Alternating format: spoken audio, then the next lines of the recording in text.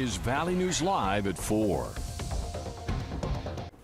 Good afternoon, everyone. The city of Memphis is braced for the release of a video showing a violent police confrontation with Tyre Nichols. 5 officers have been charged with murder, and the family's attorney is calling on the police chief to disband the Scorpion anti-crime unit at the center of the case. Skylar Henry is in Memphis with the latest on this developing story. Tyre Nichols. Justice for Tyre Nichols. Hours before authorities were due to release video of the police beating that led to Tyre Nichols' death, his mother warned the nation of a horrific sight. Any of you who have children, please don't let them see it.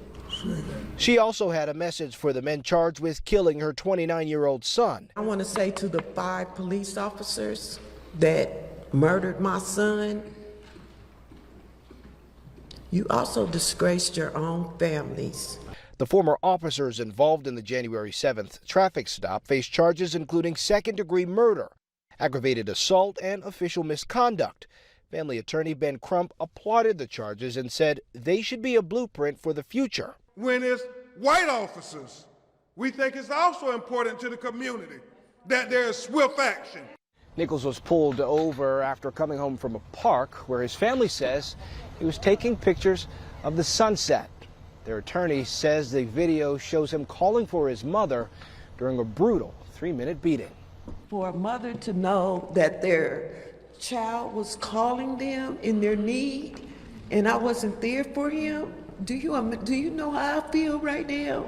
FBI Director Christopher Wray says what happened was tragic. I've seen the video myself, and I will tell you I was appalled. Local officials decided to wait until evening to release the police footage after schools are out and people are home from work. Skylar Henry, CBS News, Memphis, Tennessee.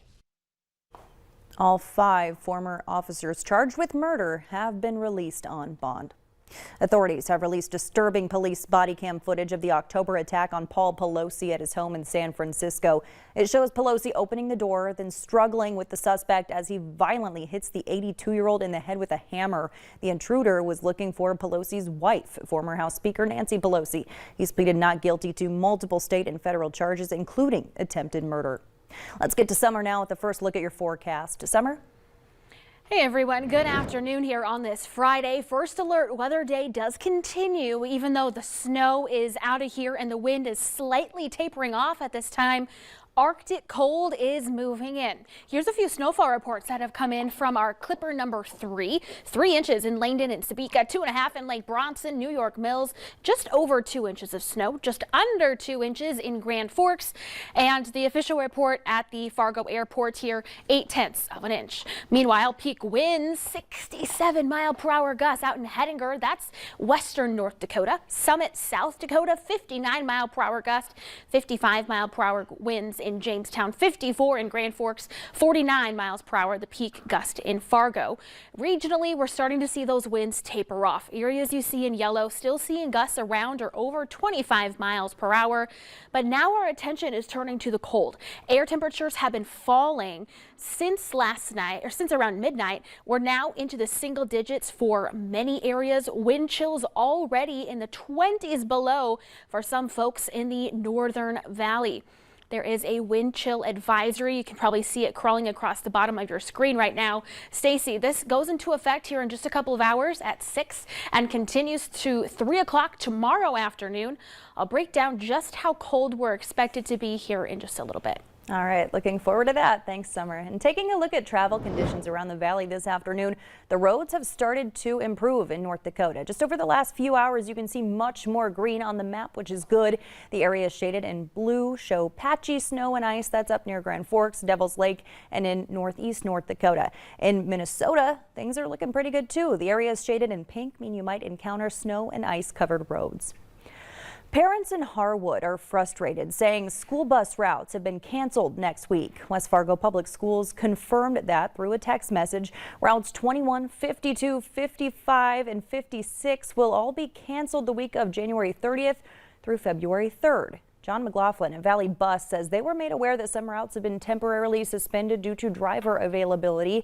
He told Valley News Live the lack of drivers is due to multiple reasons, such as medical and family-related emergencies, planned vacations, and low unemployment rates in the area, making it difficult to find new drivers. There's been a lot of discussion about education during the North Dakota Legislative Assembly. One bill looks to change the look of leadership for small school districts. Minot Representative Matt Ruby says House Bill 1251 would require school districts to share superintendents with another district if they have less than 475 students.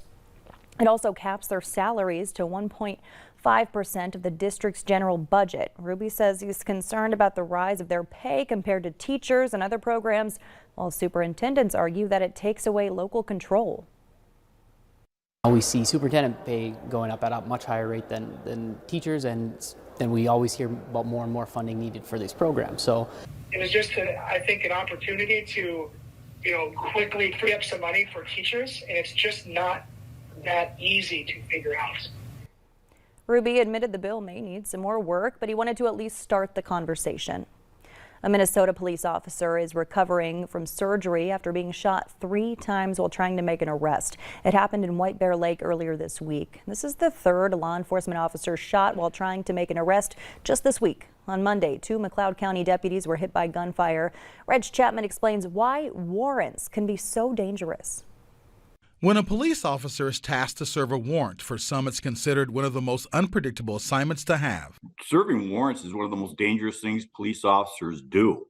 Use of force expert Joe Dutton has 31 years of law enforcement experience. He says officers are at a disadvantage when walking into someone's home who is wanted by police. Police officers are only reacting to the subject they're dealing with actions. Best they can, they'll be cautious.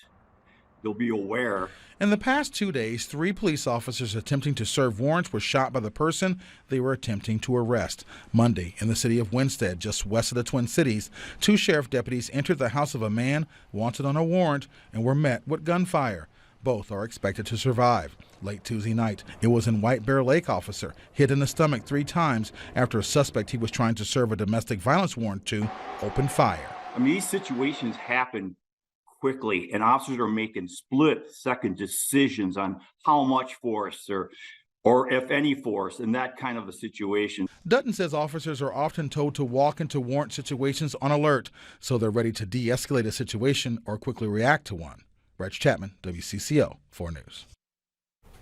The man police were there to arrest in White Bear Lake is in the Ramsey County Jail. The name of the officer has not been released. Progress is being made on the new West Fargo Fire Department headquarters. In this video, they walk through the structure as it's coming together. Exterior walls are now up. Concrete is poured along with some steel framing.